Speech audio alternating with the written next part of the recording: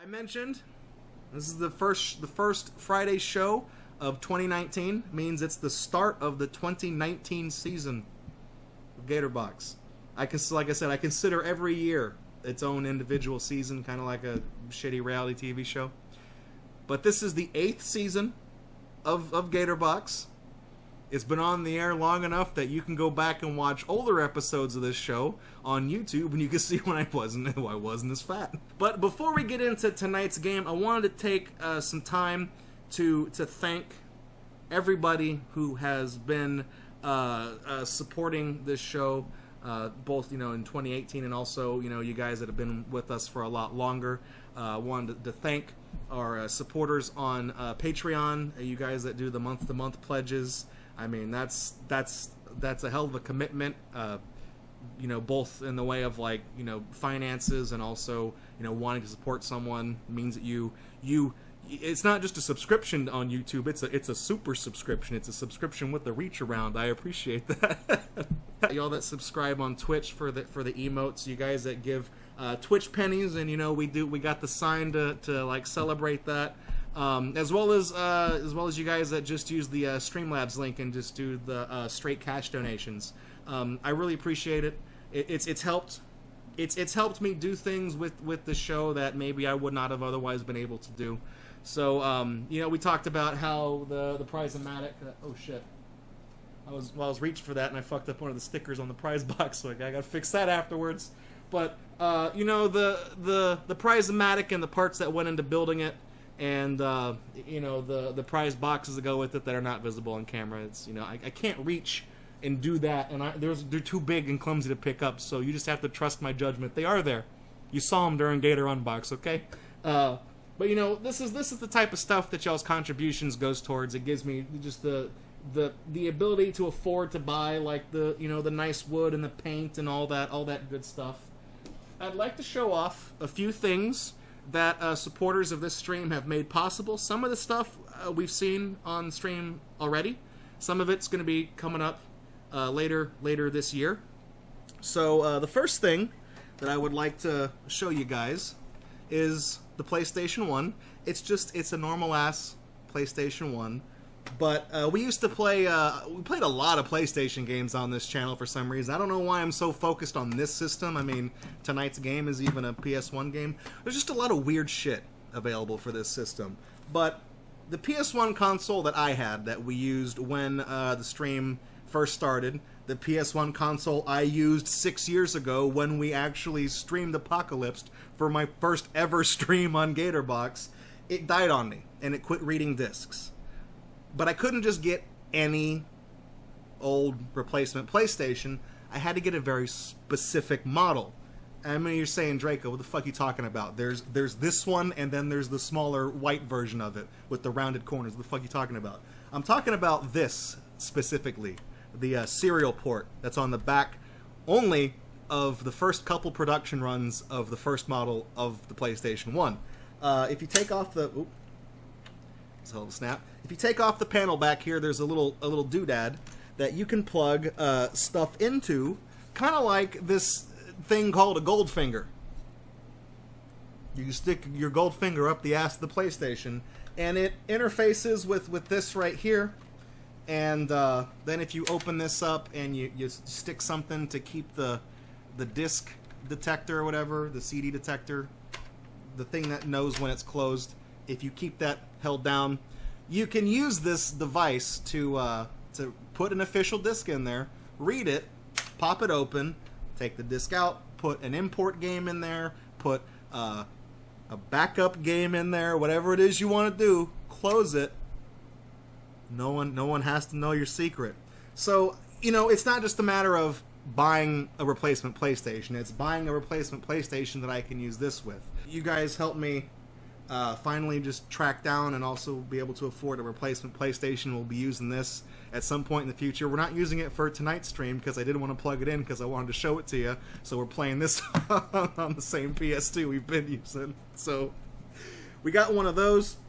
We've also got this. You're saying, Draco, this is just a regular, that's the fucking Super Nintendo, man. What are you going to tell me? This one shoots magic out from the top of it? Sort of, okay? work with me here. This one was actually a gift from one of our fans. I believe he's using the name Bargain Bean on Twitch now. I know him as Green Bean. This is the Haunted Super Nintendo. This thing is fucking broken, okay? It's broken in a way I ain't ever seen before. We were trying to play games on this. Me and Green Bean were playing. We put Mario All-Stars in here. We were playing Super Mario Bros. 3, and we noticed whenever Mario shoot a fireball and he was facing left, a fireball wouldn't come out. And we were like, oh, okay. It didn't just spawn a fireball and not the sprite for it. Mario did the animation, did the sound effect, but the game, physically, I don't know if that's the right word, the game did not actually spawn a fireball. So we turned on Turbo, held the fireball button down, because normally you can only have 2 on the screen at a time, and Mario just does this fucking Hail Hitler thing, like he's perpetually shooting fireballs every single frame. And we realized something wasn't right.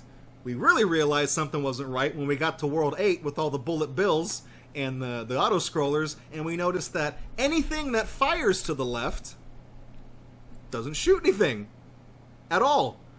We were like, what? So we just thought the copy of Mario All-Stars was busted.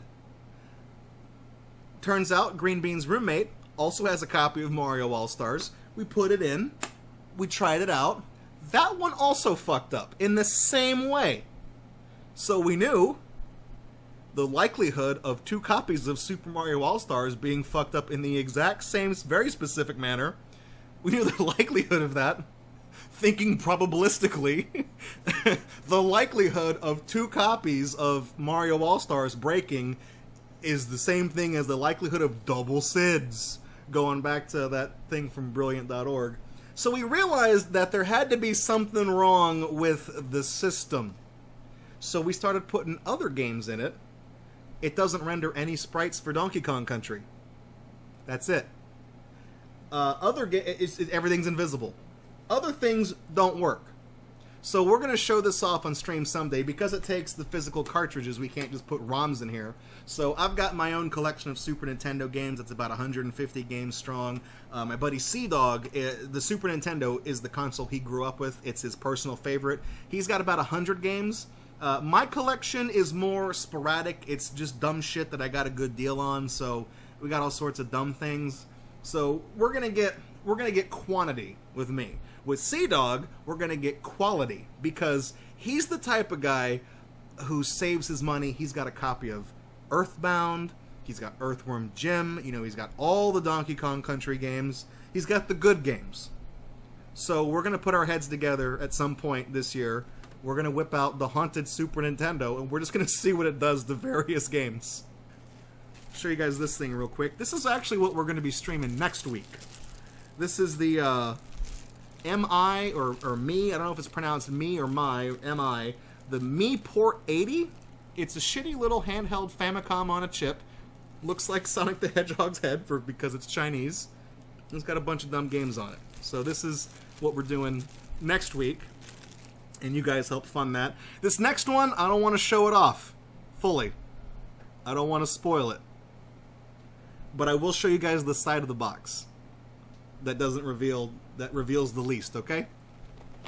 I tracked down the legendary Power Player Super Joy 3. This is the thing that pissed off Nintendo. They did the butt twist in the mid-2000s. Some lowly dumb motherfucker got busted selling these at a mall kiosk. Nintendo sued him for everything that man had, raided the warehouse of his distributor, threw him in prison for like 10 years, and forced him to buy advertisements in magazines telling people not to pirate things. But I got one, so we can play that. We've got the transfer pack for the Nintendo 64. You might be saying, Draco, that ain't special. There's nothing neat about that. There's no story behind this stupid thing that only works with Pokemon Stadium. You click it into your controller, you put your stupid Pokemon game in there, and you can upload your level 100 Blastoise and kick everybody's ass. What's so great about this? Well, what's so great about this is that we've been doing our chill streams on Pokemon. I've been telling you guys all about these glitches, all about, you know, my history with the game, playing it, and the things that I discovered. I love Missing No. Unironically, I'm not saying that as a meme answer. He's my favorite Pokemon, okay? Like, you know, you got Charizard, you got Mewtwo, you got Muklu, fuck whatever. Missing No is my favorite one, because I love game glitches. There was not a whole lot of content on the internet regarding what happens if you try to fuck with Pokemon Stadium, because you can bring things into that game through this. You know, you plug your Game Boy game in right here, and because I have a Game Shark and because I have a relatively deep knowledge of how to break Pokemon Blue and Red in increasingly funny ways, I can upload Portals to Hell itself into a Nintendo 64 game with this thing right here. I would like to make a stream, maybe a chill stream, I don't know. We'll see how it goes. But no one's really done that. No one's documented that online, so I would like to be among the first to just break Pokemon Stadium, and we're going to be able to do that with that right there. Now, those of you that watch the Angry Video Game Nerd might recognize this box. This is a collection of educational games for the PlayStation 1 called Lightspan. And you open it up, and there's just all these little loose discs. There's a whole bunch of loose discs and stuff in here. I don't know if this is a complete set. I haven't really sorted through it. They appear to be out of order. Like, they've got these little cards for things. Like, this one's called... Well, now it's really out of order. They got this thing called Road Rider, but, you know, the CD for it is in here, but it's not with the card. It's like... It's just in here somewhere. I don't really know what these are. When I bought it, the person selling it did not know if it was a complete set. It was more or less one of those, I don't know what I have, so here's what I'm asking for it, take it or leave it. So I took it. So we got I don't have the, apparently Marley says it came with a PlayStation. I didn't get one with it, but I have a PlayStation again, thanks to you guys. So we got those. I also bought a lot of games. I've been collecting games over the months. I'll go over a couple of them with you real quick. I'll hit you real quick. Again, this is the stuff that Patreon's made possible. We got Rough Trigger. We got a PS2 game with some fucking anthropomorphic dog on it. Looks like a really bad Ratchet and Clank ripoff. Rough Trigger, the Vancore Conspiracy. And you guys know me, because my viewing demographic skews toward furry. You know I gotta take care of y'all, right? We got that. We got a game called Trigger Man. He's the hero that Tumblr deserves. Go look it on the back. Apparently it's a really bad shooter. I literally bought this only because it's called Trigger Man, okay? We're gonna hammer on that joke a lot when we play that one. We got that. We got Dinotopia for the GameCube. I told you guys I had a Dinotopia game. I didn't know what happened to it. I went and found it. We got Dinotopia. Is it a good game? Is it a bad game? I don't know, but it's got dinosaurs in it, so we can play Smash or Pass as we do that one. I got a lot of games with trucks in them for FPS Reflex to play whenever he visits. We got Monster Trucks Mayhem. These are all for the Wii, by the way, because of course they are. Monster Trucks Mayhem, Bigfoot Collision Course, and Monster Trucks Arenas Special Edition. This is Trucks. This is TRUX. That's how you know it's cool. Also, that is Nitro Machine on the cover. That is a licensed truck. That's Bigfoot, of course. And these are just normal ass trucks. We got those, and possibly most interesting, I have a copy of a game called E.T. Interplanetary Mission for the PS1. And I don't know what this is like. I looked on the back. It looks like shit reading it.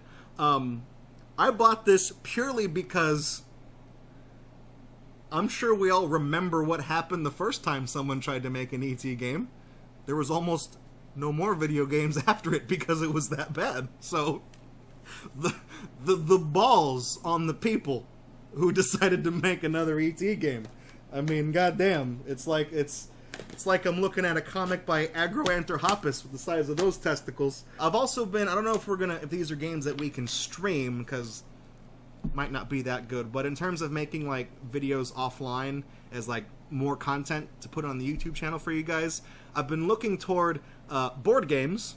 I also took a little bit of inspiration from Speaking of the nerd, when we were talking about Lightspan, Board James, which is a great show. I've got some great board games down here. I don't know what the fuck about. We got Insight, the party game of predicting the future. There's like a fucking Bible inside of this book. I mean, inside of this thing. I mean, if I open it up, you thought Dungeons and Dragons sucked. You want to play Insight? You guys want to play? I don't know what the fuck that's about, but I don't know. They'll probably figure it out over the course of 7.5 hours. That'll be fun to edit. We got that. We've also got the fun way to learn right from wrong. It's called Conscience. Will you make the right choice? Now, the reason why I got this one is, where is it? Is this it says it's somewhere on here.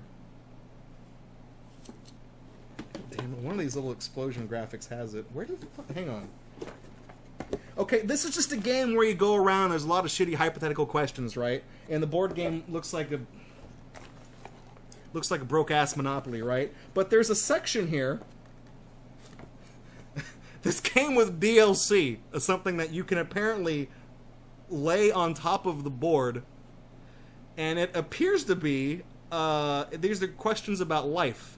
This one says sex, and this is not for the kids, so this is a thing you just put on top of the board game, presumably over the section that says fucking childhood. I don't know how this works, but there's a lot of there's a lot of I think this is a game about, again, making the right choices. You can put your game pieces on.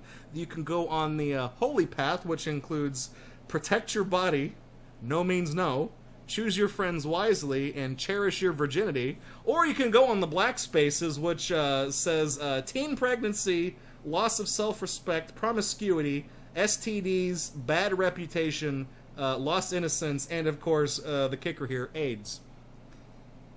I don't know how you play this game, but the fact that there's a space on the board that says AIDS means how could I say no when it came to buying it?